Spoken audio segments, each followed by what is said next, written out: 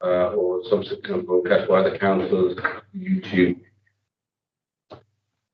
Are there any apologies? I've got apologies from Councillor Quinnan and Councillor Mahmood. Item 3, members are reminded that they must declare all relevant pecuniary and other registrable interests arising from any business to be discussed at this meeting. Chairman, standing declaration of Birmingham Airport. I'd like to touch on that. Not pecuniary, I hasten to add.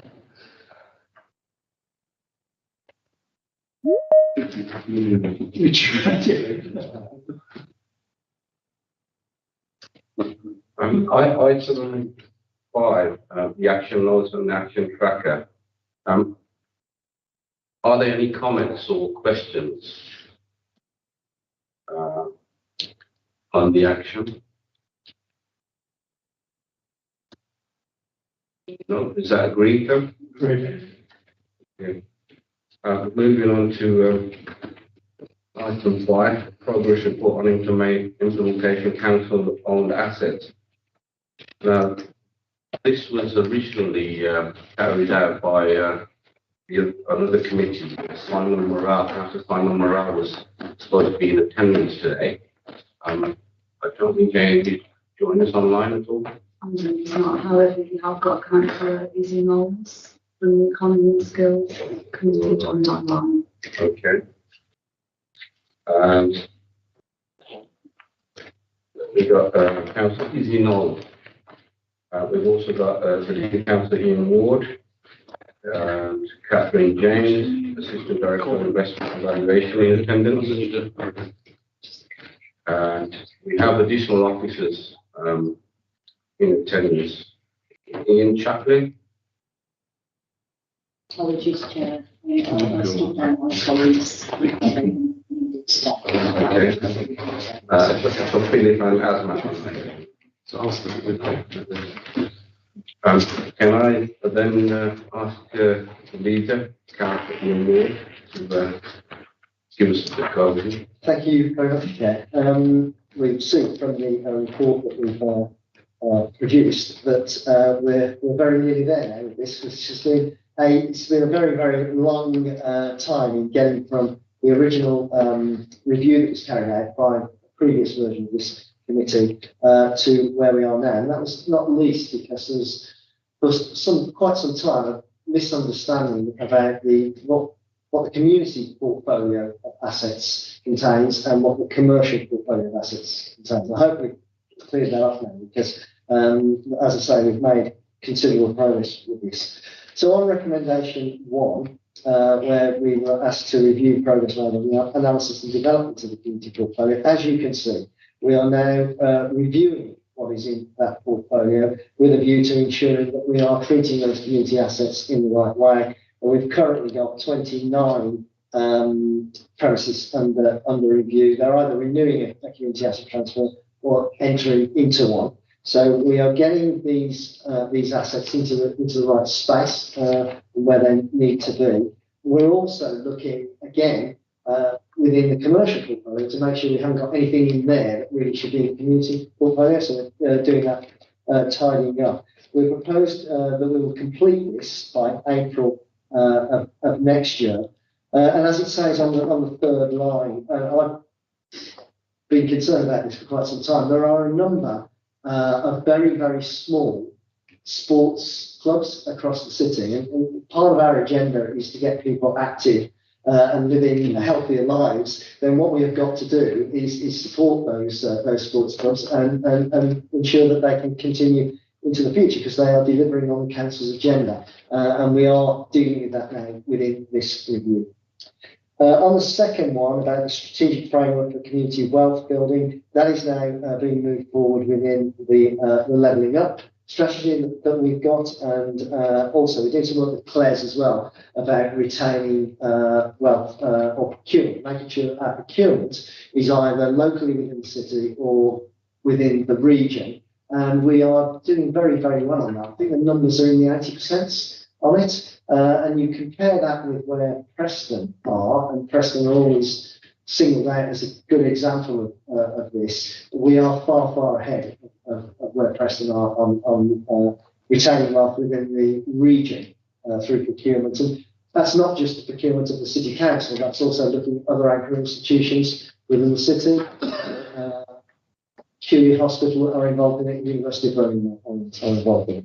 Again, we're looking to complete this now by April of next year, so hopefully by then we will have signed off on all of these, because you'll see as I go then into the rest of the recommendations, we are saying these are completed, apart from the four, which I'll come back to in a second. But on recommendation 3, transparent and open consultation with board members, and we are ensuring we consult ward members on any decisions around assets within their ward, and the recommendation about local people having a say in the future of assets within their neighbourhoods. That's now taken up in discussions I'm having with the Housing and Neighbourhoods Review and Scrutiny, and indeed there's a small working group looking at that as well, which is being led by Councillor Marge Bridle. On recommendation 4, we've got a couple of typos. So this was improving our channels of communication and engagement with existing tenants and prospective buyers. So as you'll see, we've developed a new property services website. That should read, due to go live December 22, not 23. So we're almost there with that. And we've got on the website these new how-to guides. And similarly with those will be up and running by December of this year. So rather than a 3 in the cabinet members assessment, I believe that should be a 2.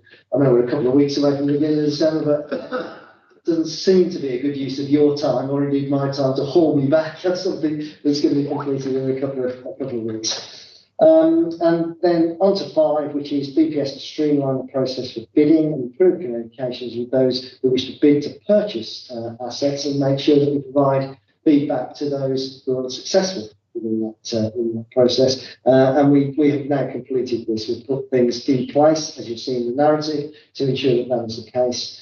And similarly with recommendation 6, the same is now complete, but completed late. Happy to take any questions or listen to any comments, actually.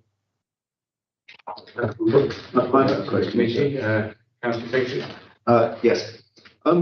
Could you just confirm to us that the council-owned asset, that is the Wheels racetrack, is still expected to be sold on essentially the same terms that was originally envisaged? And also that there's no suggestion that officers will have to do large amounts of remediation work without proper delegation of authority to spend that money. I don't think the officers will be doing the remediation work, but if you recall, Mary, we put in a successful levelling up fund bid to do the remediation works on the Wheels site, which is more than just the go-kart track. It's a large site. It's one of the key strategic employment sites in the city, in actual fact. So that work is ongoing. There's an issue with Japanese knotweed on the site. And on the first part of the question, we are still in discussions with a prospective purchaser. And you expect because the levelling up bid was reliant upon generating a certain amount of money from the site, and you still expect to generate more or less that amount of money in the sale?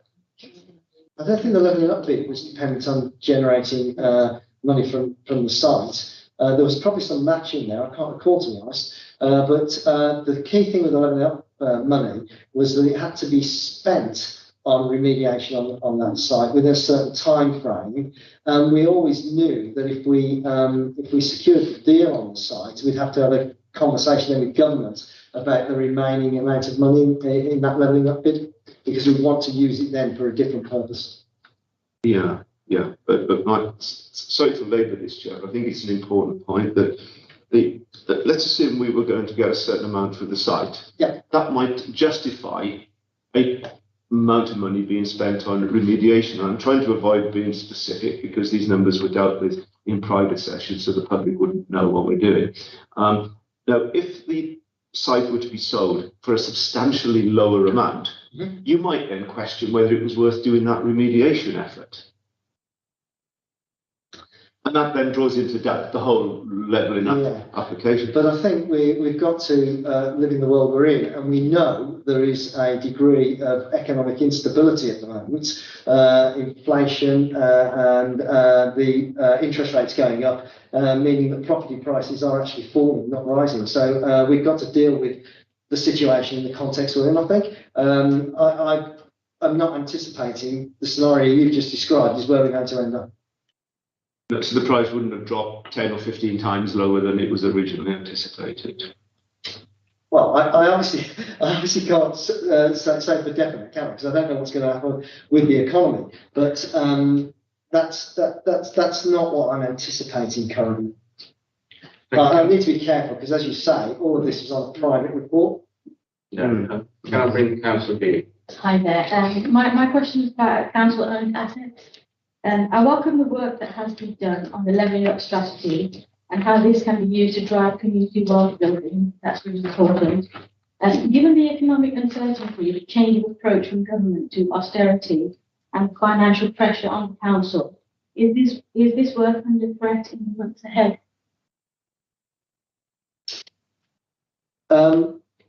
I don't think the work we're doing on our levelling up strategy is under threat in the months ahead. But what has happened is we have been given something of a runaround by the government on proposals we've submitted on what the government described as the Trailblazer levelling up deal. Just how trailblazing it turns out to be, I think we need to wait to see. And you're probably aware that we were asked about investment zones. And then the government changed. Prime Minister changed, and we were no longer being asked about investment zones. So we've been given a bit of a runaround by the government on this, but our own levelling up strategy will continue to roll forward. And indeed, as a result of where we now are, we've probably got more clarity about how we're going to take things forward, particularly in East Birmingham. Okay, this is welcome. As it is important that members are cited on activity and the community groups are embedded into local planning, will there be any additional training for members to help us to understand the implications of these decisions and help us to better engage with our residents? I think that's a very good suggestion. I'll take that away and see if we can arrange for some training for members. Thank you. Any other questions for the leader? Councillor Wood? Yeah, thanks.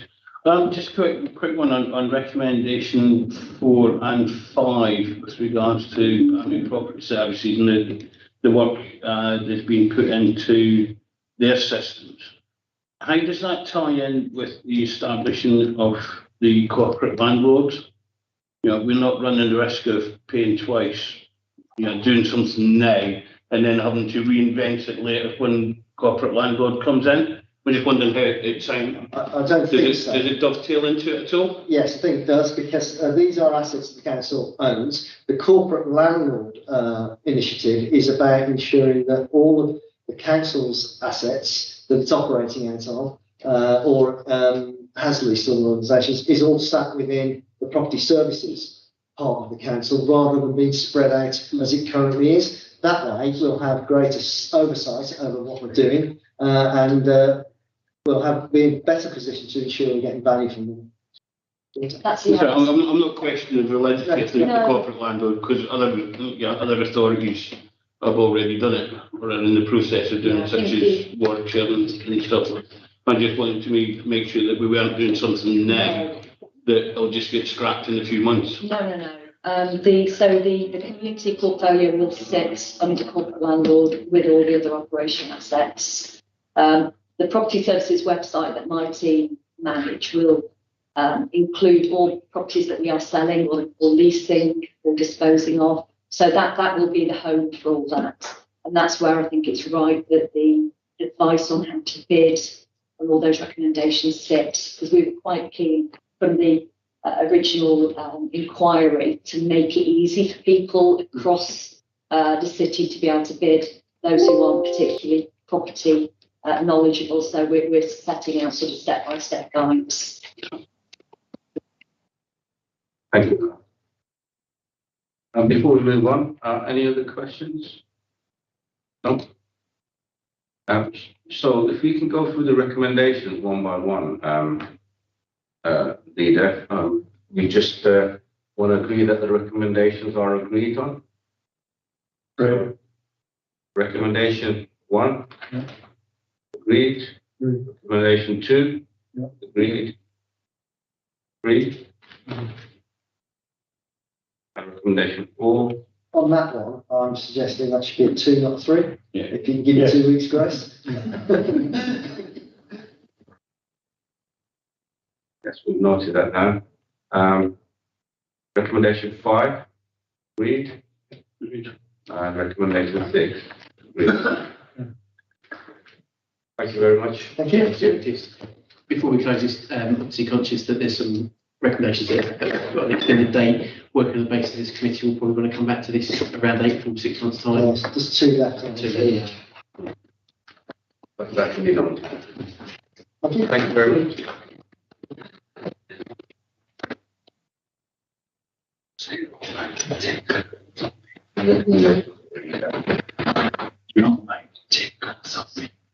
Item 6, Cabinet Member for Social Justice, Community Safety and Equalities. We've got Councillor John Cotton, the Cabinet Member for that portfolio. Do we have Darren today? Yeah, oh, there you go. And Darren is the Director of HR and Organisation Development. Over to you. Thank you, Chair, and good afternoon, colleagues. I now appear in this portfolio to answer to 3 scrutiny committees. Previously it was 2. I've also realised that Ken's on 2 of them, so he gets chased around twice as often now, Ken. As you pointed out already, Chair, I'm joined today by Darren, who's the Interim Director of People Services, and be able to assist members on the detail around here and his team are taking forward my priorities. Just by way of a bit of background, so I took on responsibility within this portfolio for People Services following the May 2022 AGM. The reason that I did that was I wanted to ensure that we were fully focused on delivering the ambitious commitments that we've made through Everyone's Battle, Everyone's Business to build a workforce that reflects at all levels of that workforce the diversity of the city that it seeks to serve. It was very clear in that we've still got much more to do if we really want to lead by example on these issues. So we know those race and gender pay gaps within our workforce are still too high. We know through our data and also through the conversations that I and others have been having with staff that there are other equality gaps in the organisation as well, whether that's around disability, sexual orientation, religion, and a range of other protected characteristics.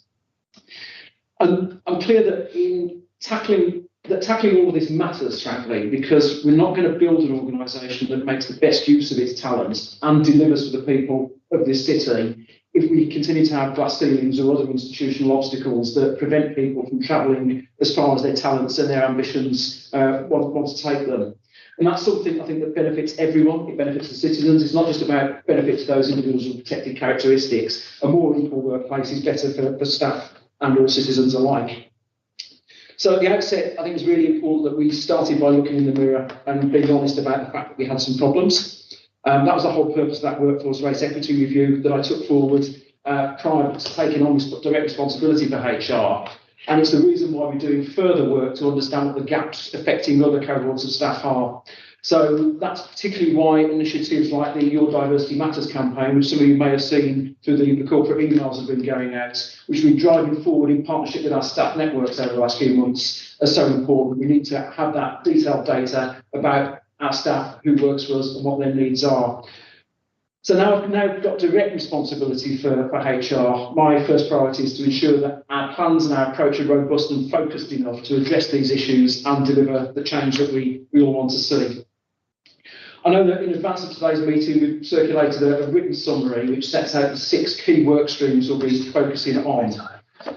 Firstly, workforce transition, which is basically about ensuring we've got a workplace culture that supports and enables our staff to deliver the best services to our citizens by investing in our staff, creating those pathways for them to build skills and talents and to rise within the organisation.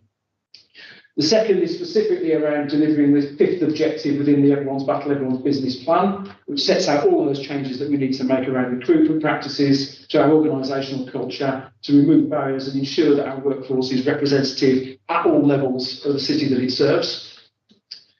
Thirdly, we're prioritising taking forward the job evaluation project. That's in partnership with our staff networks, our staff and our trade unions, making sure that the roles are properly understood and valued, that the pay and grading policy is up to date, and that we're properly supporting our staff. I think that's especially important given the pressures that many of them we know will be facing as a result of the economic situation and the cost of living crisis that's now engulfing us all.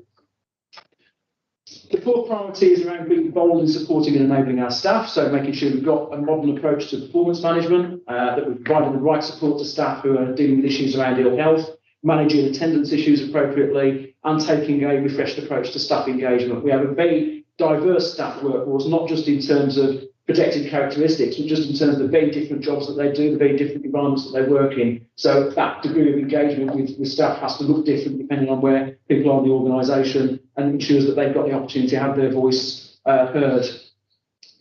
Fifth, we're moving towards the new people services operating model. So we've got a HR function that's equipped and focused on supporting each of the directorates to deliver the changes that we need. And of course, this is supported on the sixth objective about making sure we've got the appropriate technology to deliver all of that. So I think it's a fairly bold programme there, and I'll certainly be holding Darren and his team to account for delivery around that.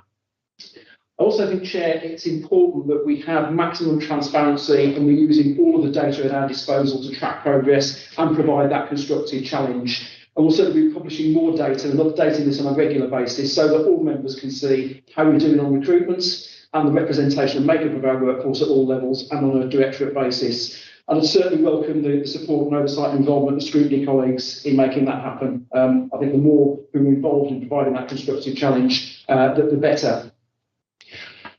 It's also clear to me, not just from the data and the staff surveys, which are clear enough, but those conversations that I've had with staff colleagues across the council, that we need to do all we can to build a greater sense of trust and confidence in our HR function. So a lot of work's already been done, but we're certainly not there yet. So that's why, in addition to the priorities that are outlined in the document that's been circulated to you, I'm also commissioning an external independent review of HR to ensure that we're doing everything we can to build a genuinely inclusive culture and workforce. I intend that review to be in place after Christmas and to take around a couple of months to take through. What that will focus on is delivering a robust and transparent baseline of people services in terms of service and capacity with regard to race and other protected characteristics. It's about delivering a vision and a measurable action plan to ensure that HR is best in class on all of those issues, and also delivering an external learning and support programme to support those aims. So that's work we'll be taking forward, as I say, in the coming couple of months. The last thing I'd just like to say, Chair, before we go to questions, is just a word about our staff. I do think that public service can often be something that's denigrated, but it's a vocation that thousands of people in this organisation dedicate themselves to every day, and which every single person living in our city will rely upon to some extent. And over the last couple of years, our staff have been out there supporting people during some of the most challenging times that any of us can remember. And they're certainly going to be there again this winter as we face the grim reality of the cost of living crisis and the economic situation. So we have a lot to thank them for. And I'd just like to put that on the record. And I'm determined that we, as an employer, continue to recognise and support them in all that they do going forward. With that, Chair, happy to take any questions. Thank you very much, Councillor Cotton, for that. Before I put it to the committee, I have a question. On the workforce transition, it says by end March 2024, workforce savings achieve 4 million target. Could you just give us a bit of detail on how you hope to make those savings of 4 million? Darren, I think that's... Yes, very happy to. So this piece of work is very different from business as usual. So just a bit of context, we would see approximately about 900% turnover in any 1 year of staff. And that in itself can help diversity and help create a younger, more diverse dynamic, where we know we're not aligned to the Birmingham demographic in BCC. This piece of work is different in that it's a much bigger intervention where we will offer members of BCC an opportunity to exit on a voluntary basis. And we'll be doing that towards the end of this financial year. So the start of 23-24. The idea is that we create a number of exits for those that, for whatever reason, have decided that perhaps they prefer to take retirement, maybe a couple of years early or a bit early. They've been here for a while and perhaps don't feel quite the same about the organisation as they might have used to a variety of reasons. And given that we've got such a bulge in our demographic of those approaching retirement, that may be attractive to some. So by offering this, we expect we're going to do a tabletop exercise, then put it out to start. We expect you might get somewhere in the reach of upwards of 100. Maybe I'm being too conservative. It's difficult to speculate, but let's just say, for example, it's 100, 150. Now, there would be potentially a net saving, so that you wouldn't necessarily go and hire 150 new staff. So the sort of questions we will be asking leaders of those directorates of employees that decide to leave is, how could you potentially organise your priorities and resources differently? What opportunities are there to create apprenticeships, graduate intern placements, and have an efficiently route to market where you would attract diversity?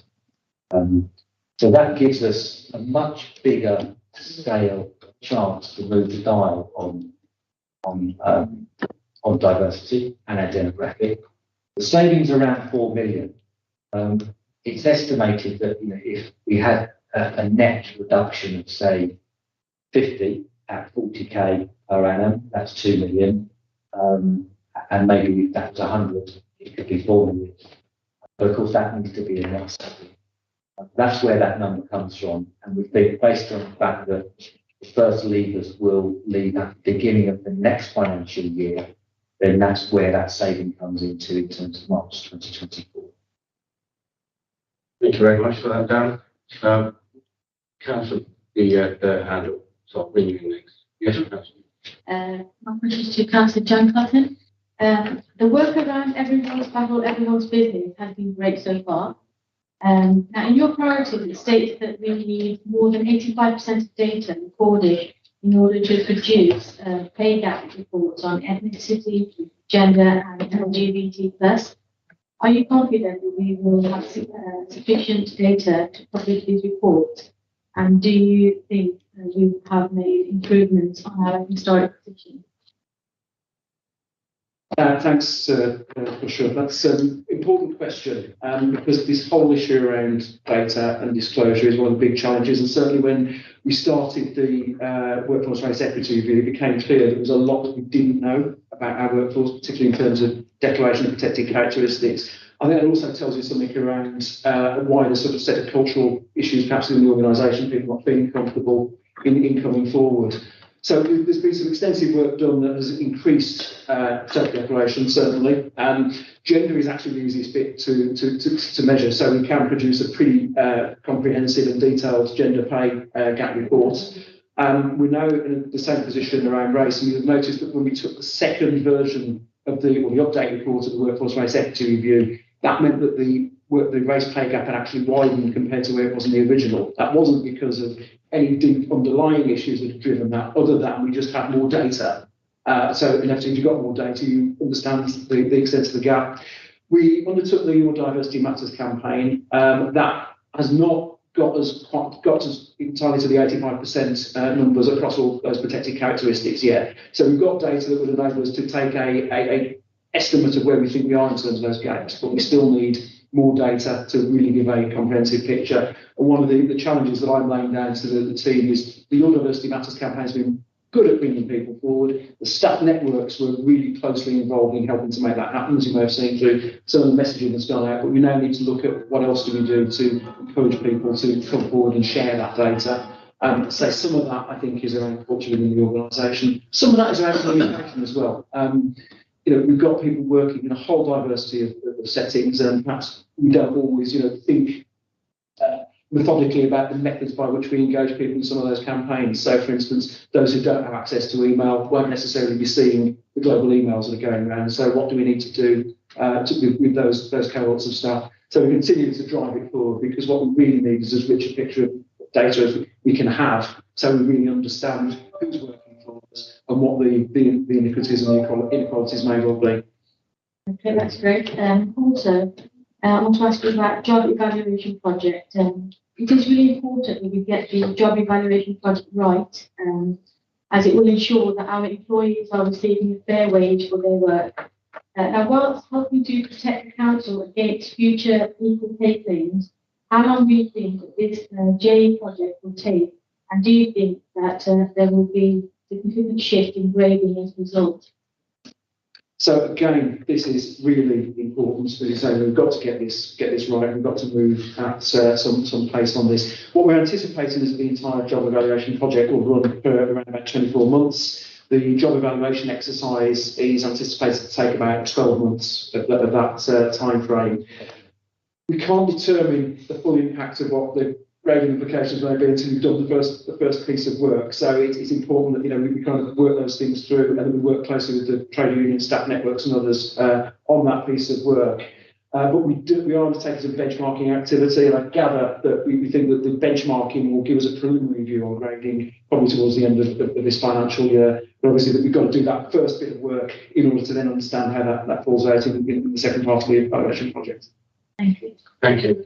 Mr. Wood. Thanks. This is directed at Darren, really. Picking up on some of the things you said about the 4 million savings on workforce. As an authority, we've been through these sort of processes before, and I think that we'll all agree that we've ended up sort of throwing the babies out of the bathwater. We've watched a lot of skills leave without backfilling or adequate backfilling, and we know that the demographics of a lot of the people in the council are at the close to the retirement age, and they're the ones that have got all the experience. You can't backfill those with graduates, and so that really does frighten me. And I think it's fair to say I think you also need to look at the consequences, because there are arguments to come back. You'll get a lovely report that says we've made X amount of pounds savings, but there's no comparison about what the cost of those savings have been. So we've saved by having somebody not sat in that seat, but how much has it actually cost us by not having somebody sat in that seat? And I think that is something that the city has definitely suffered from in the past. You mentioned the percentage of 9%. I'd like to know how that compares with other local authorities or the public sector in general. As the cabinet member said, we have got some fantastic staff in this organisation, and they should be complimented, and they do need to be looked after. However, this city at the moment is festooned with interims at GNC level.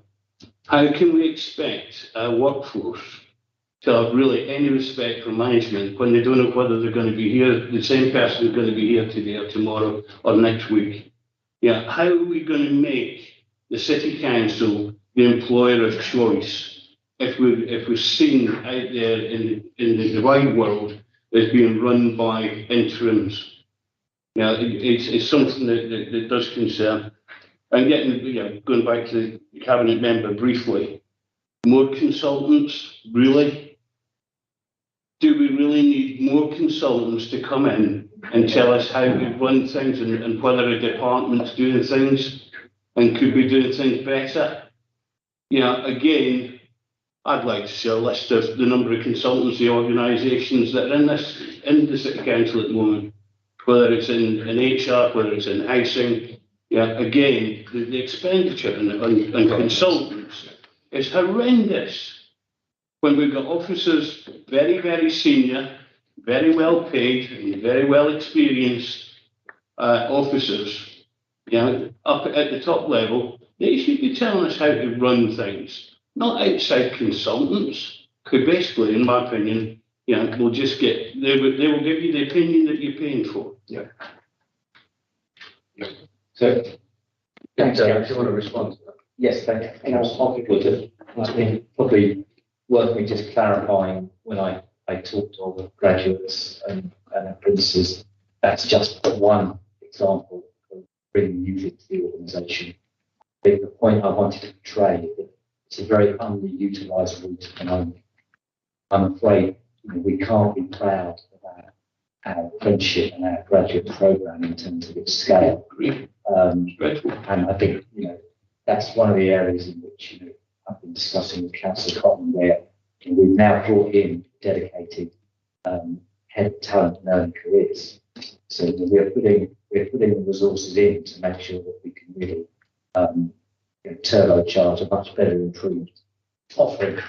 But please be reassured that this wouldn't be a replace an experienced member of staff with each one that leaves is replaced by a graduate apprenticeship. Whether we were doing work with transition or not, I would want to be growing that and have something that's more award-winning and we can be proud of. So that needs to grow irrespective of workforce transition. I totally agree with you. We have a huge amount of talent, organisational memory, experience within the organisation. What is different about this and other programmes is this is not voluntary redundancy. This is something where there is discretion from the organisation and the employee. It has to be a mutually agreed exit. So we can exercise discretion around if and when. So, for example, if we had an area that was had scarce resources where you wouldn't instantly be able to go to the market and replace someone, that person could leave after 6 months, perhaps, and help train someone that they brought into the organisation. That's just one example. But this needs to be done in a way that's got some programme support, it's got some real discipline and governance to it, so that we do exactly what I think you're suggesting we need to avoid, which is not have a brain drain out of the organisation. So this is a replenishment. It's a bit of a blood transfusion, perhaps, for want of a better phrase, of diversity and youth. But we'll be still recruiting on the basis of talent, come what may. So I think the other thing about voluntary redundancy, which we're not doing here, that is expensive. That would cost the council a lot of money. The maximum payment for the proposed voluntary severance programme would be 12 months' salary. That would be where you'd peak there at quite significant amount of service. That it would be aligned to your service. So the more service you would have accrued, the more percentage of your annual salary you could have as a payment on leaving. So there will be a payback. So, for example, if there's a net saving of 50 or 100, there will be a good payback around that saving annually compared to the cost of the exits. So this is far more efficient and effective than the voluntary redundancy. So I absolutely agree with you on the grads. I wanted to pick up on the point around being festooned with interims. We are in a far more sustainable position now across the CLT and JNC than we have been for quite some time. And there is a significant reduction of interims. And yes, I am an interim, but that is purely. So it wasn't. No. I don't know that I'm festooned with.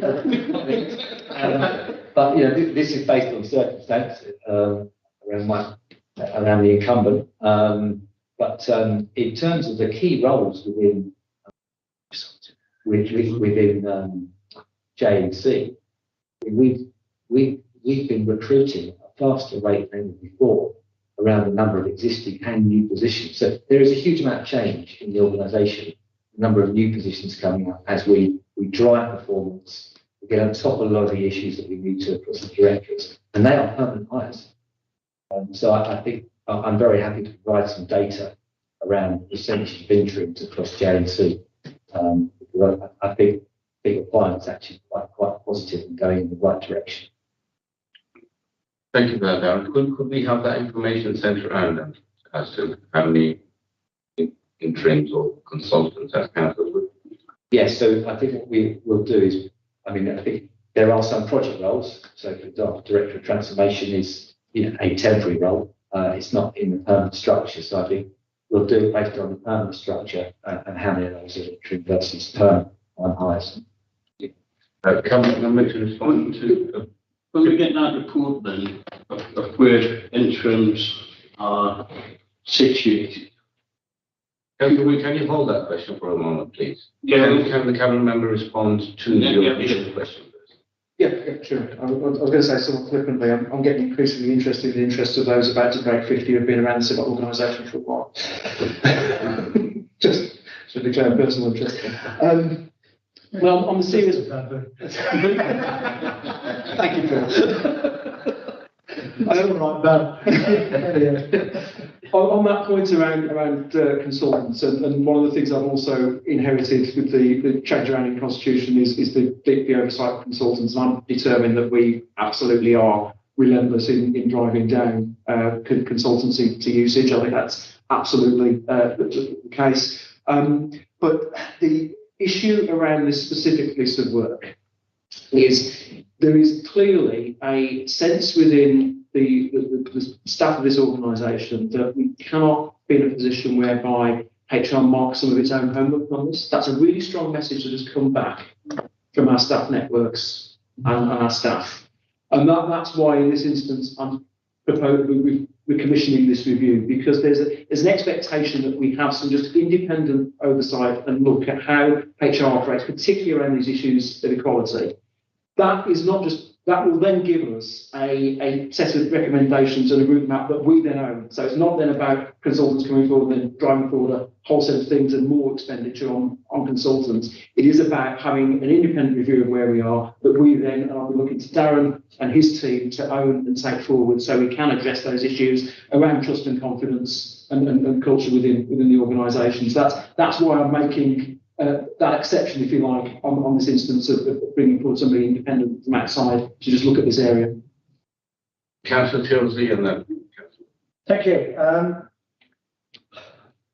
If you look at various reports, there'd be one of the constant criticisms has been the churn at senior level, and the fact that we've had a number of chief executives, some of whom have brought in their own structures that have been at great expense, and then they've flown the coop the other side of the world. One springs to mind, but it left us with a legacy of huge expenditure in turnover. So I wanted to get some security from you, John, that the structure in broad terms, as it is, will be going forward, and that there's no plans to change it yet again. That's the first thing. The second thing is, at a practical level, the churn that we've got, particularly at lower levels. I know one of the organisations that I've mentioned in my declarations, at the entry level, we've got an enormous churn of staff, and it's a real problem to keep on top of that with recruitment. And it's having an inflationary effect all the way through. And then the last point, really, and it's a question, and it relates in part to the first question about the corporate structure. One of the things, and it really goes back to comments that Ken was making about losing the skills that we can't afford to lose. And it is going back to the change of administration, and it seemed that whole structures were virtually wiped out, and nobody was sitting there as the Grand General or the Field Marshal in planning who was going. because there were whole areas of the council that were virtually wiped out as far as schools are concerned. And Darren, I have to say, one of those areas was HR. And we were left in a perilous situation as far as HR was concerned. And as a consequence, we have suffered the consequences of that and are still suffering the consequences of that. So it is having an overview of who is coming, who is going, and have we got the right skills within the council to deliver some of our statutory responsibilities. And you know, you, Chairman, mentioned the staff savings that have got to be achieved. And you know, it's okay. You've said, Darren, it's going to be through voluntary retirement, effectively, not redundancy. If you use the term redundancy, you're in a bit of difficulty in recruiting people to broadly the same function. So I'd be grateful if you could give us some assurances across those questions and concerns. So before I hand over to Field Marshal Pocket here, has he brought his staff with him? if he turns up in my office with a baton. But no, I think the point you're making is absolutely right, Paul.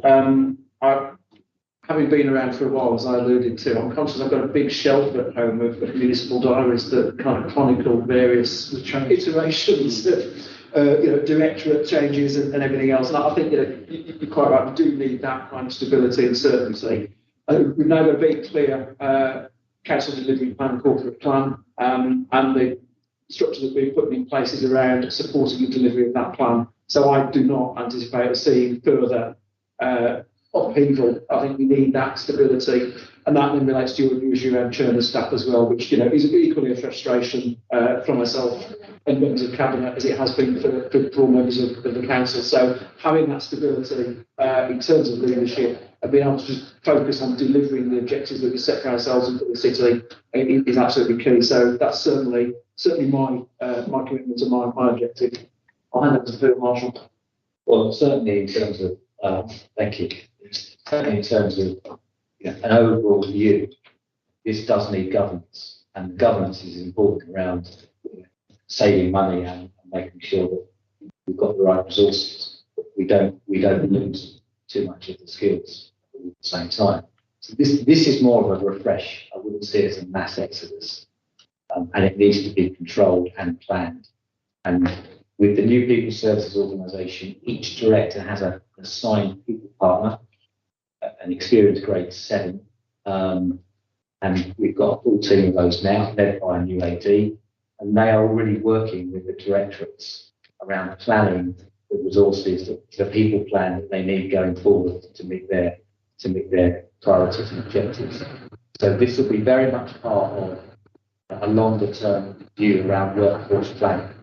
So it needs to complement what they need and not compromise.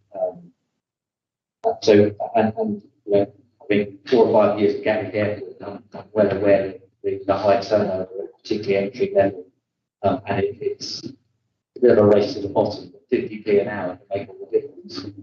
As we found out. So I have a lot of understanding for that. And I think what we've seen social workers across the council is that if you don't pay a fair wage, then all the social workers won't be working for DCC, but will work for all the authorities across a very big geographical area. Now we've addressed that, and the great news is that that's far more stable, and those that are agency staff are now wanting to join us permanently. That's a tremendous success. We're always looking to reduce our reliance on agency. Of course, they're more expensive. Now that we've made the right adjustment, pitching it in the market, we're attractive enough now to switch, people to switch from agency. So I think there's some really good examples of what happens, and it will happen through the JE project as well. We've got to get the salaries right in terms of what's the fair wage in a very tight labour market. But stability is important, absolutely. agree with that. I think the fact that we've now got a chief exec that is permanent, after doing a year or so around fixed term, and working very close with the chief executive, her absolute mantra is stability and continuity across the CLT and the JMC as a whole. And we are attracting some great permanent talent into JMC externally and making some internal promotions as well. So again, we'll come back to some of that data as we've already discussed, but certainly take the point around stability. But I think we've got some good examples of where we're demonstrating that in practice. Thank you. Council, what do you? Yeah, thank you. Going back again to directed at Dan. Having sat on the appeals files last year and the year before, can we please have a look at trying to make those far more expedient? There are people who are sitting waiting on appeals that are coming through that have been there for 2 years. Probably some of them even maybe a bit longer. Now I know that COVID has got in the way, but to sit in those appeals and see how far these cases go back is bizarre, really. That's one. In business, there will always come to a stage in certain instances where exit agreements and NDAs fall into line. Again, can we, if we are in that position, can we get things done quickly? Because you said your own position, for example, and there's probably at least a few other instances that we can think of that have ended up in NDA agreements, but they've ended up in NDA agreements after such a long amount of time. There is no excuse for that. That would never, ever happen in the private sector. Years. Yes, years. We've had people sitting, taking salaries for years. And not only that, but their job then being filled on top of that by an interim. That's what we've got here. So we're paying 3 or 4 times for one position, which is outrageous. Now, as I say, these things happen. They happen in the private sector and they're acceptable. But if we are going to find ourselves in that position, let's say just get it done. We should not be paying people to sit in their backsides while we're paying somebody else to do their job. So I'm not going to make any excuses for appeals that run into years or even significant months. This comes back some of it, which is around depletion of resources, but it's also around how we're organised, how we're set up, how we use technology as well. So there is a new system that should track cases and should monitor cases. And both legal and finance are 2 functions that need their bit of transformation. And there are examples where both HR, stroke OD, as it was, and legal have not worked as effectively together. It hasn't been the ownership, and that's not fair on the organisation or the employee. And it's indefensible. So we are tracking all cases. One of the things I did when I came in said I want a monthly report, all cases over 6 months. And as we did that, we then became 3 months. So we're really working at the longest cases, starting those longest cases first. And I think if you were to summarise perhaps more of a historic pattern of approach in the council, it's fairly risk averse. And I don't think that's always been effective. And in some cases, it's reputationally damaging. Some of these cases have reached the press. Now we are now taking more of a risk tolerant approach. And that means that in some recent cases, we got to the right decision very quickly.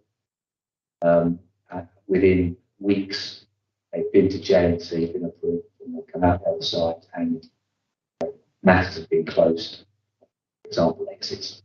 So there is evidence of change. There is still some work to do around some of the backlog, some historic cases. But I think as Oracle becomes embedded, as my new team becomes embedded with far better structures, much more discipline, some really strong leadership as well, holding ourselves to account, working better with legal, there's every hope that these things are become consigned to historic as opposed to current. Thank you for that, Darren. Councillor Cotton, on the 24th of October, some questions were raised by Councillor Alex Yip in Colwood. I know you've covered some of that, and three main ones were what threshold, confirmation of the threshold set for consultants spend sign up by a cabinet member. So the threshold, if the cabinet member feels is it too high or not, and then is there any independent oversight scrutiny on this on a regular basis? Maybe just give us a quick overview on that. Sure.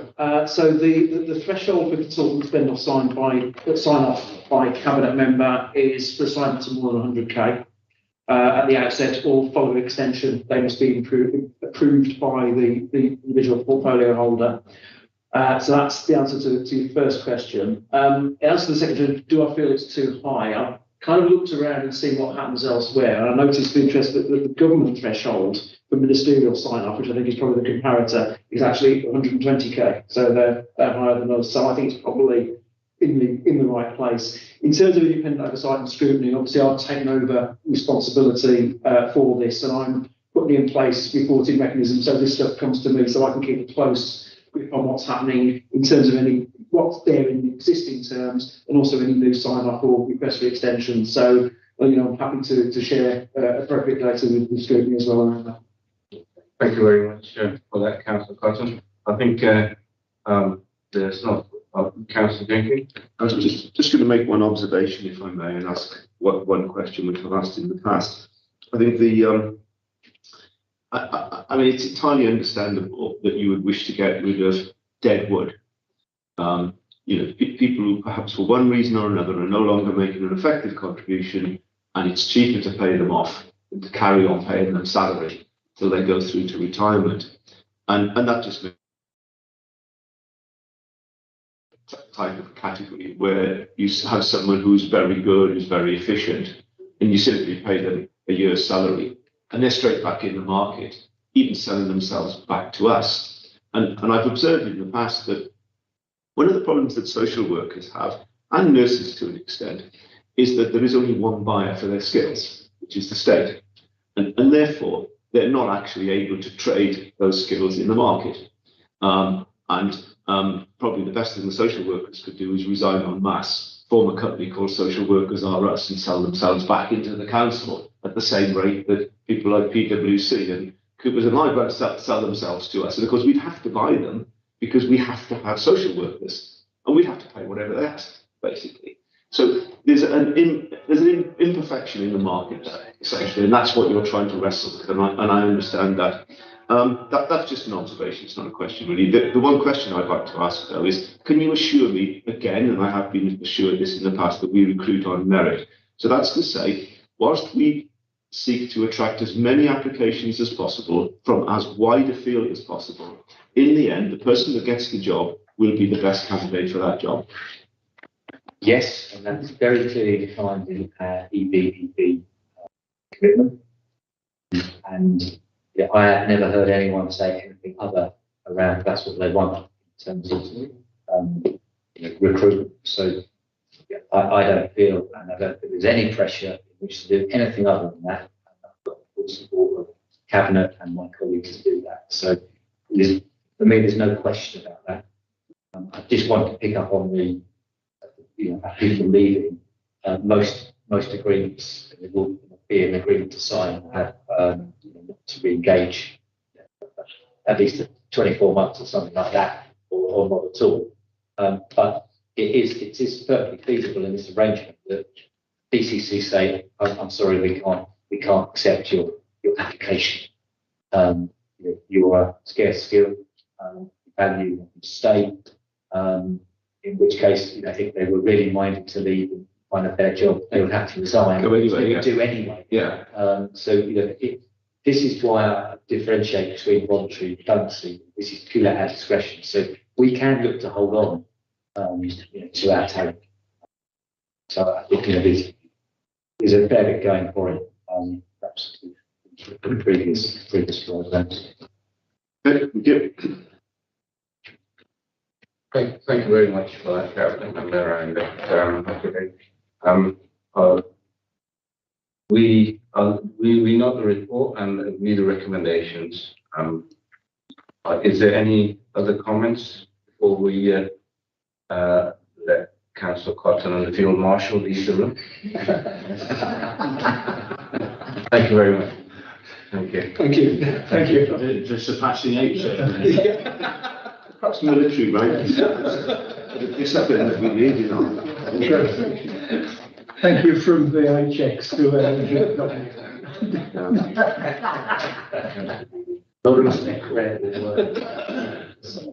It's a tough gig, isn't it? It is. Yeah. Particularly at entry level. Yeah, not shit.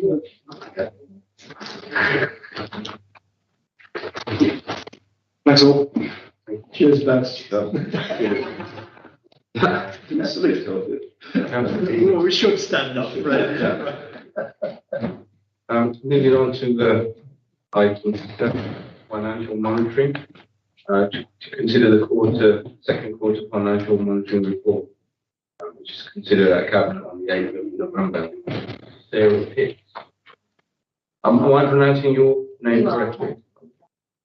Yeah, Director of Finance. Over to you. Okay, so I've just put some slides together that James usually presenting for me. Hopefully they'll catch it again, just get onto slideshow. Just to make it easy, because it's quite a large report, and I thought I'd just pick out the salient points for you. So while that's just move on to slide 4, James. Okay.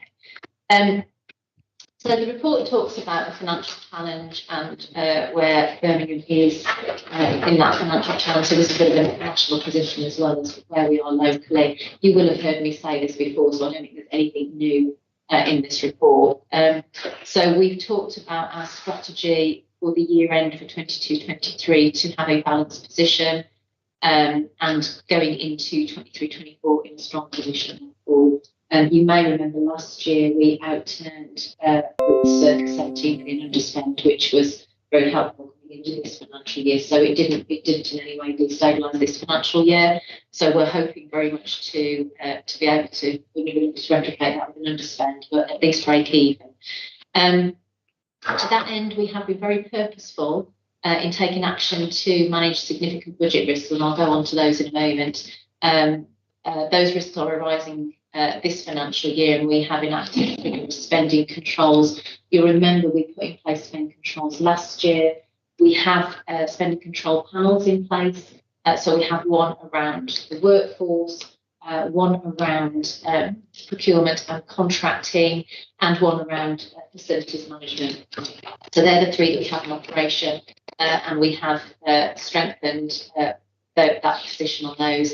We do have strong reserves and balances. So you may well have been watching what is happening nationally with other local authorities, and we've certainly heard a few Section 114 and other meetings with authorities approaching DLUHC. So we are in quite a strong position when we talk to other authorities, and certainly if we look at core cities as well, we're in a pretty strong position compared to core cities. So other authorities not necessarily have very good reserve levels and not very strong balances. So our balances are broadly 4.5%, which is a good place to be on those balances. Borrowing levels, and I know you've asked us quite a lot about borrowing in the past, our borrowing levels are reducing. That doesn't mean it's costing us less, because obviously we've got to know what's going on in the market and inflation rises, but at least the borrowing is coming down. The economic situation still continues to give concerns, and there is substantial financial risk and uncertainty as a result of that, including around service demands, funding and inflation. We've had issues around homelessness. We're certainly seeing more and more around that. That's a big risk for us. We're seeing more people coming into our care services, and actually growth in some of the not just demand, but actually in the types of care requirements coming through. So some of that as a result of cost of living. We declared an emergency for cost of living crisis. So that was declared by the leader a couple of cabinets ago now. Our focus continues to be on value for money. This is a big thing for us, to really focus on value for money in all of our decision making, and over the medium term to focus on transformation of this organisation. So whatever we are doing is not about top-slicing benefits in any way. Notwithstanding, at the moment we are under spending controls as a way of managing spend while we're in this position. We have a rolling budget process, so we continue to review our monthly, our medium-term financial plan. So as things emerge, as risks emerge, as we hear more about what's going on in the market and in the economy, we continue to keep an eye on that medium-term financial plan. And so risks and impacts and mitigations are identified early. We start to think about the longer-term planning for that. Just move on. Okay, thank you. The capital position. So we have a budget of 531 million in the capital programme. We have had some slippage from last year, and so Cabinet have approved an increase to the capital budget, taking it to 694 million. At Q2, we increased that further. There were several new projects that have been approved, so that's amounted to 29 million, and some new grant allocations as well from government, which come in as capital nature. And so that's increased that capital programme to 723 million. Cabinet approved that increase on the 8th of November. We have had some slippage this year, about 46.9 million identified at Q2. So that gives us a forecast outturn of 676 million. Just to say, by way of all of that, there is no impact on borrowing costs as a result of any of the additional projects, and given the slippage as well. So most of those additional projects are grant funded. And as I say, no impact on additional borrowing resulting. Can move on for me, please, Jane. Thank you. So I talked about risks. There is a table in the report, and what I'll do is just read out some of the large ones on there. So children and young people travel service. So we've had quite a lot talked about this in the past and in this financial year as well. So that continues to be a large risk for us, and there is work going on within Sue Harrison's area looking at that. Birmingham Children's Trust, so we've had numbers from Birmingham Children's Trust. Last year there was an overspend, about 1.9 million was where they were. We're now starting to see more of a full year impact of that, and primarily the biggest issue they're having is to do with actually cost of care, not increases in children necessarily coming in. So we're seeing some acute need with some of the children that we've got, and it's quite hefty costs associated with that. The other things that we've got, so parking income is still being impacted from, I guess, the legacy of COVID. So we're starting still to think about, well, what's the future of car parks here in Birmingham, and how do we recover that situation. Then we've got issues primarily around cost of living. So we've got increases here in terms of inflation rises on energy, some of it on street lighting and some of it on cat buildings. And then we've also got the pay award in here as well. And that's probably it in terms of some of the big ones that I just wanted to tease out for you. We've got some mitigating responses for some of that. So there is funding for some of this. We had money set aside in contingency for some street lighting. Over and above that, we are then using the Financial Resilience Reserve for energy costs and for the pay award. We're also using some of our COVID reserve that we had that was brought forward, and some of that is allowed around some of our leisure costs and parking. And then we've also got some corporate contingency budgets as well. And then, as I say, we're looking to bridge the rest of that through spending controls. You can move on for me.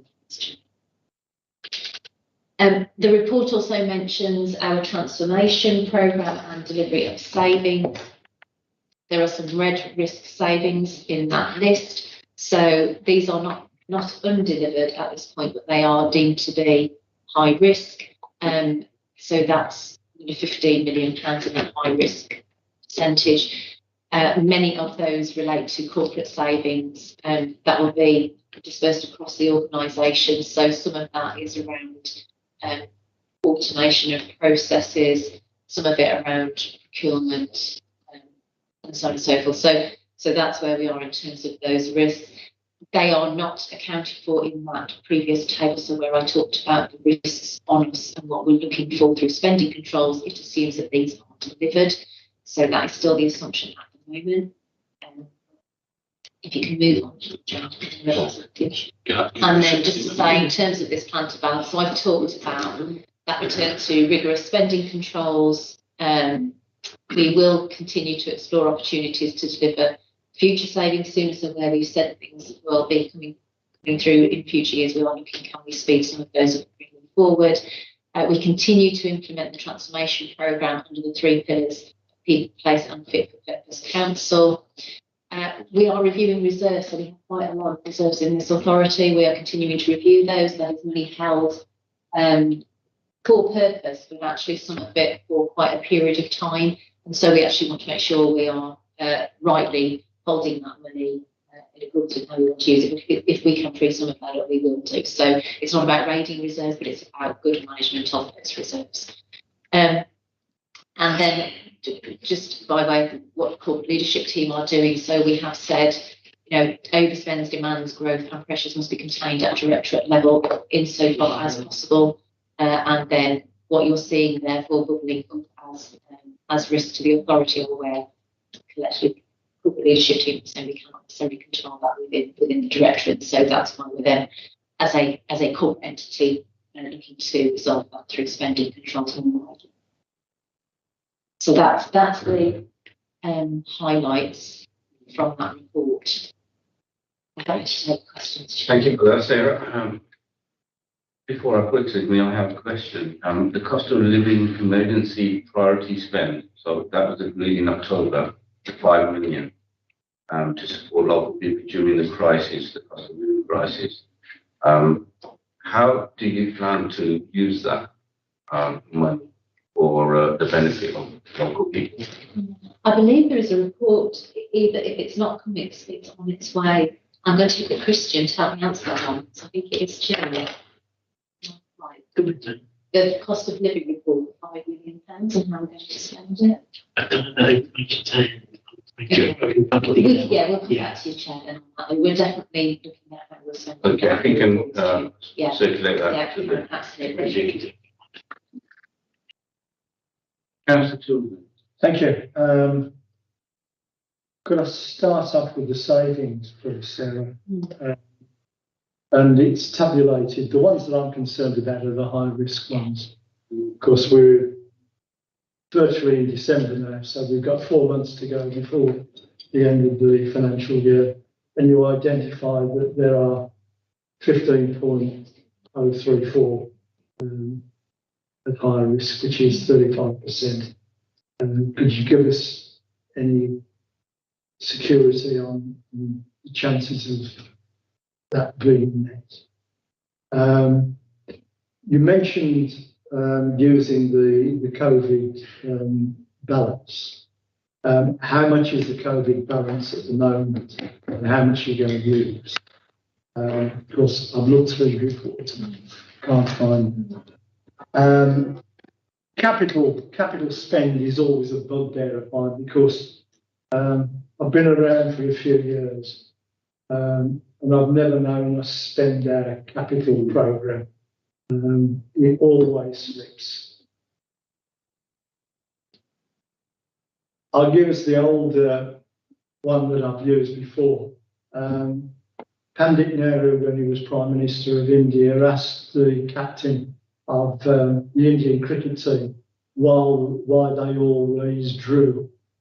And the answer that he got was, because we always have a very good second innings. Well, can we put the second innings into the first innings and start to profile our capital spend so that we actually stand a chance of spending it, not having constant carryovers. And then reserves. If you look at the reserves, and I always look at them as restricted and unrestricted. And I remember in 2011 when I had to find £212 million worth of savings. It's imprinted, you go from there to there. I always remember the figure and the rows that I had subsequent to that with Whitehall. And I tried desperately with officers to find some way of washing money from capital reserves into revenue, and I failed. Sounds like laundry to me. Well, there is one way that you can do it legally, and I won't go into that. But there is a real issue that local government, and I think it was West Sussex and Kent, were in the firing line last week because they couldn't fulfil, were predicted not to be able to fulfil their obligations. But we are sitting on quite substantial amounts of reserves, some of which are planned to spend, some of which are for a remainder. And I haven't seen, because I've been in meetings unfortunately, so I haven't seen what Chancellor Hunter's come up with as far as spend is concerned, or savings. But whether core cities collectively could start to make an approach to central government to try and get some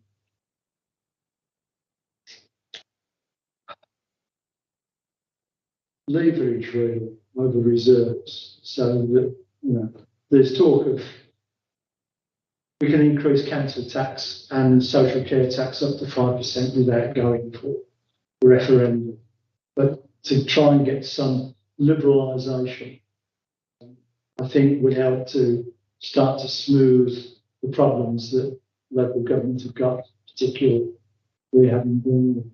So it's an open question. Come back through each one of those in turn then. So risks of delivering or not delivering savings. So we have a programme management office approach to those savings. So there is some quite rigorous work going on around delivery of those. As I say, at the moment we are deeming them still to be deliverable. It's a tough gig to do it, but we're deeming them deliverable. So that's where we are at the moment. We're not saying deliverable. On the COVID reserve, the amount we have left is 7.8 million, and that's what we're using in full. So you're using all of it, yes. So there won't be any left. And that's shown on that report. So getting to that circa 48 million, that is assumed. What paragraph was that in? It's on the table. Do you know it's on paragraphs? The COVID reserve. I'll get back to you on that one, Councillor Tildy. I think that would. Sorry, I did look through and I couldn't. Yeah, if I can't find it in there, I'll yeah. But that's how much is left. Capital programme spend. Mohammed is the lead for me on capital, so I was here. So would you like to? You've heard the story before. I know. I've read that. Although it's going to be tricky. 6.15, paragraph 6.15 just mentioned 7.8 million pound for the reserve. 6.15. Appendix. Yeah, corporate reserves. We are working closely with project managers to help reprofile it, but sometimes they are, as with all business cases, there's always a built-in for project management. There's always a built-in optimism bias that the spend comes in. It's also part of the issue we have is contractors billing us as well. So the work may have taken place earlier in the year, but by the time we get the bills, which is why, and then towards the year end, and we're also actively chasing contractors to get the bills in so that we can get those spend to the account. But we are working closely with our project managers to try and get that better profiled I think last year we gave ourselves an internal parameter of what the outturn would be at month 9, and then slippage, and that we were only about 8% off. So we were able to get that better, get a bit of discipline there. But I think it is just an endemic issue. Capital projects that they assume they'll start, for example, in May or June, but they don't start till September or October. Plus, there's a big issue.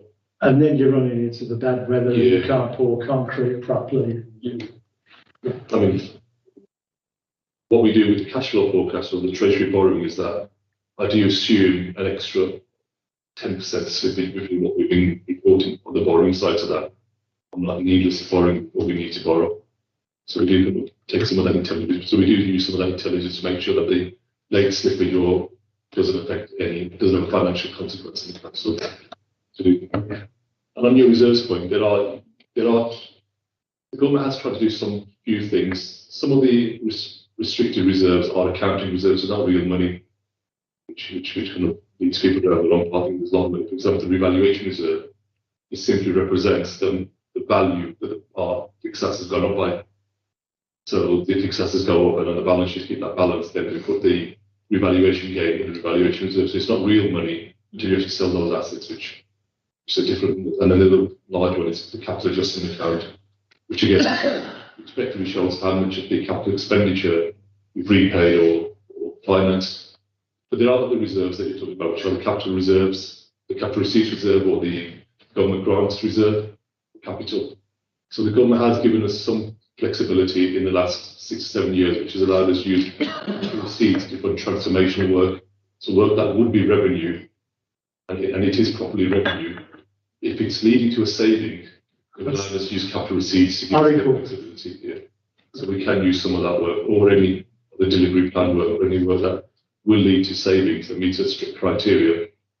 And we do that, and there is an appendix within the financial planning chair which lists those projects that are using that government flexibility, so we can use some of that capital receipts. Right. The downside of that is we use that for this, then you're not using that capital works. You can't take the same money twice. So we have some flexibility, but a lot of these are to do with the accounting rules more than government funding rules. Councillor Wood. Thanks. I suppose we get a couple of comments really. I mean, hardly surprising really that we see the parking revenue down, considering that we've become a very car unfriendly city. So, you know, I'd be interested to see if anybody actually thought about that when they set the budget. On the capital, just picking up on what Councillor Tilsley highlighted with the capital programme slippage. I think what also needs to be borne in mind, not only the value of the capital programme spend itself that's been slipped, but also the dependency on organisations within the council that are reliant to some extent on that capital expenditure programme being implemented. So it's not just that number that's there, it's also a number that might be affecting some of the other companies within the organisation.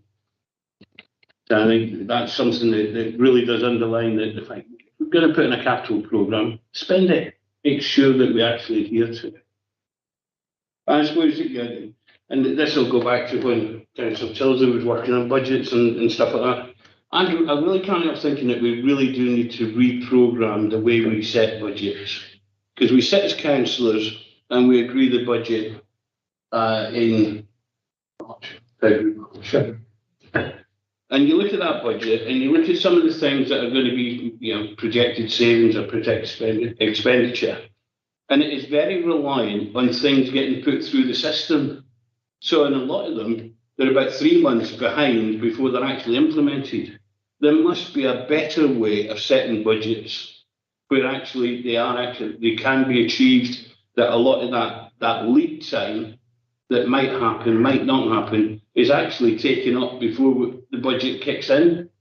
And it really is a bizarre situation that 3 months after a budget's been set, we effectively find ourselves 3 months behind on some of the stuff that's in it. It really is a crazy way of doing things. So it's just a general comment. Please. Thank you for that. Any other questions? I was only going to add that it's a little bit disingenuous to say we had a 17 million surplus. We didn't really, because that included a lot of COVID grant and emergency funding. And one of the reasons that we said we needed emergency funding was because of COVID, we expected parking revenue to drop. But then parking revenue continues to be low for the reasons that Councillor Wood just set out, because of our profoundly anti-car, anti-motorist policies in this city. So really, we shouldn't be claiming a surplus of 17 million without making it clear that that was because of one-off emergency funding. And I know if this was your company, you wouldn't be including those high-risk savings in the projections. You'd be taking those out as a prudent accountant. Christian? Yeah, Councillor Woods mentioned budget setting, and I know we're getting closer to the ultimate council in February. But I know that there's some training that's been arranged for members, and I know that this committee will be looking at proposals that come forward in January. This week might be an opportunity to update the committee on when that training is planned, if there's a date being set, just so dates can be put in people's diaries not already aware. Because obviously, I'm not sure if it's going to be arranged before the resources meeting or whether it's afterwards. So, that's a good question. I need to just check on the data that we've agreed to do that. But you're right, we did some training last year for all members on finance. So a good and wide explanation of how local government finance works, on how to understand your role, if you like, in terms of approving budgets. So to make that clear. So we'll be rolling that back out again. We ran it daytime and evening. There were a couple of sessions that we did, but I'll probably also make sure we've got recorded sessions again as well. So for anyone that can't make it, we said we would do something very specific for scrutiny, and I can't remember whether we were looking to something we were also doing stuff that the line is doing. But I will make sure we've got dates to go through for you, so you're clear about that. That will be well before we go into full council for that. Yeah, I think that would be very helpful. Members, Yeah. I think. There is some training planned, and we really did, and we're actually going to have to members soon on treasury management and investments. So just specific appendices within the budget financial plan. That will be undertaken by somebody independent from the council, our treasury advisors. That who can then be independent from what we say, so the officers' viewpoint, you get a sector viewpoint.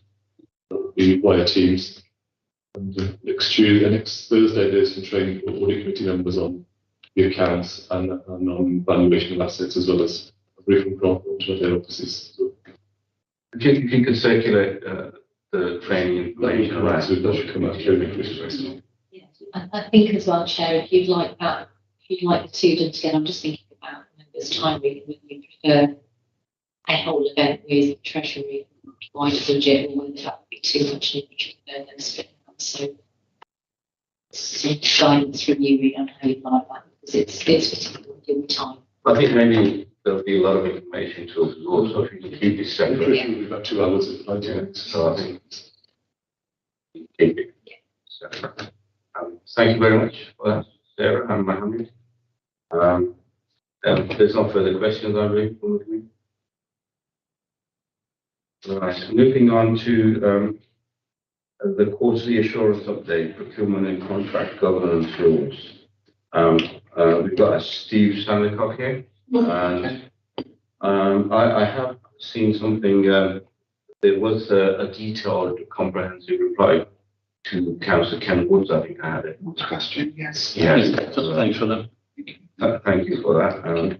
So over to you. Thank you, Chair. Thank you. This is the first time this report is coming to overview scrutiny. As discussed at the last overview scrutiny meeting, we highlighted that the update around the quarterly assurance report on commercial matters in line with procurement contracts governance rules would be going to Cabinet. And I think one of the agreed actions from the last meeting was that this report then follows through from Cabinet onto here for members to note and to gain that overview. The report sets out compliant exceptions, if you like, to our new procurement governance rules. So where we look to waive the rules for due reasons, and those reasons are set out in the appendices. And it also sets out where the rules have not been followed as strictly set out. So what we've cast is, if you like, a breach to following due process on those rules. And all of the information around those are highlighted in the appendix A to the report. And we just welcome conversation and discussions around that report. I would also just note that as this is the first of the reports that are coming forward, where there will, I'm sure, be changes and tweaks that we do to make sure the report is really where it needs to be for the information that's contained for members and how that information is presented as well. So, any thoughts or comments on that as well, Chair? Just the first question from me. Are there any breaches or waivers at the moment? The report as set out sets out just get the information within there. There are in the period that this was reporting for, so that was from the June quarter to the end of September. There were 7 breaches of the rules where, again, the rules were not set out as followed or carried out as followed.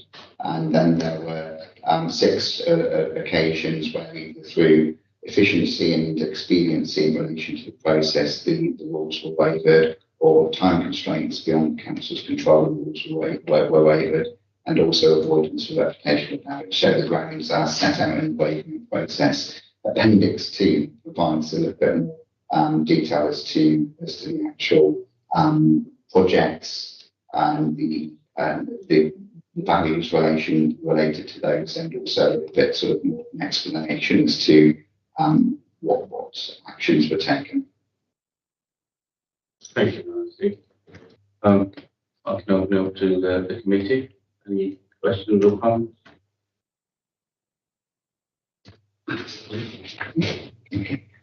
Christian? So only thing to add, Chair, we will be running these reports on a quarterly basis, so then we will then be sort of, like I said, around this period of May, that'll be May, I think, will be the next report, by the time it goes through the next quarter goes through the next reporting cycle. The procurement governance report, can we have a recap on that, Steve? The procurement governance report itself, sorry, the new rules we're talking about now. Yeah. The recap on that, and interestingly, that Christian mentioned the member training. There was also some member induction training, which I would highlight coming up in November and also December. Those are going to be both online sessions for members, both new members to the council, but obviously the rules are new and changed, so we would encourage all members to go to that. And I think Councillor Mosquito sent out a note and debriefings to members, but if any members want to, around this committee, would like more information, again, more than happy to sort of share that on with Jane or Christian to as well. So that provides a comprehensive, if you like, run through of the changes and processes and the new governance that has been introduced. And that follows and is on the back of the work of the original work of this group with the task and finish group as well. Thank you very much, Steve, for that. Any questions? Item 9, planned procurement activities. Yes, and thank you again, Chair. Item 9 is the standard reports that are brought forward to this committee. There were no non-key decisions. All of the items as set out in the 2 reports for the period of November 22 to January 2023 rather. There were, in that period, there were 6 planned procurement activities that were going to be taken forward, and 17 awards as listed in the appendix to the report. And for the period of December 22 to February 23, there were 10 planned procurement activities. So again, the individual information as set out in the appendices. If any members have any queries or questions on those, more than happy to pick up any comments.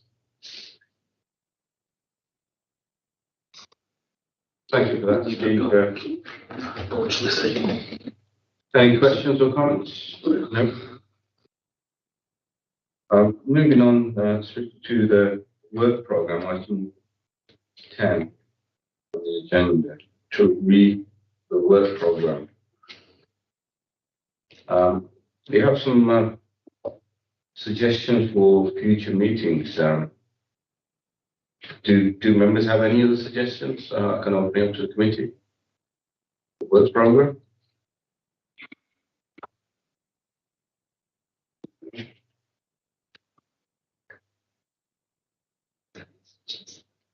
For the cost of living prices report will be covered by Sarah. Can we call it cost of lockdown crisis, please? I'll have to check with the legal department. Any other comments? The pot of money, £5 million, Steve. Are you going to give us any briefing on that or any background on that? I think Sarah's covered that, hasn't she? Yeah. Yes, that was because is that with regards to the cost of living. Yes, we'll be looking to bring. Okay. There's no comments on the work programme, I think. Move on to the date of the next meeting.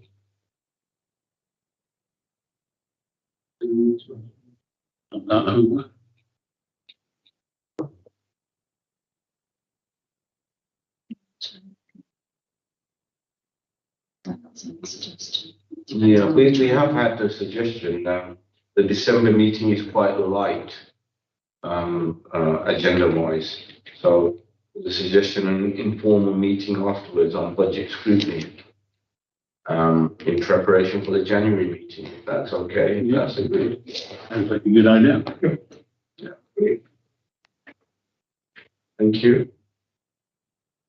And Thursday, the 22nd of December, is that correct, Jane, for the next meeting?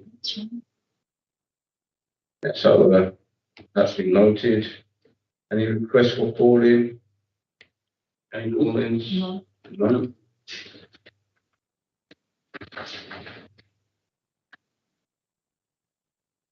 Any other urgent business? No. Authority to share an officers in an urgent situation between meeting, the chair jointly with the relevant chief officer has authority to act on behalf of the. Agreed. Thank you. And that's it, I think. Item 15 is excluding public. I think Lizzie Knowles has left us, hasn't she? Yep. Yeah. Got a look at it. Yeah, finished. Right, thank you very much. Thank you. Thank you. Sarah, Steve, Mohammed.